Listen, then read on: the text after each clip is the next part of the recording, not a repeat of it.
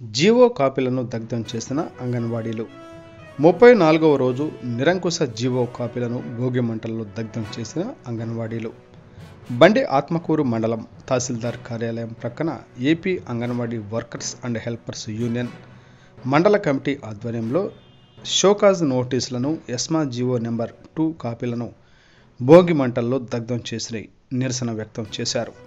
ఈ కార్యక్రమంలో అంగన్వాడీ యూనియన్ నాయకురాలు వెంకట రమణమ్మ, సునీతమ్మ, వసంతమ్మ, తులసమ్మ, ముత్యాలమ్మ, శారద, విజయ, సౌభాగ్యం, సిఐటియు నాయకులు రత్నమయ్య, రాజు, అంగన్వాడీ వర్కర్లు, హెల్పర్లు పెద్ద ఎత్తున పాల్గొని నిరసన వ్యక్తం చేశారు.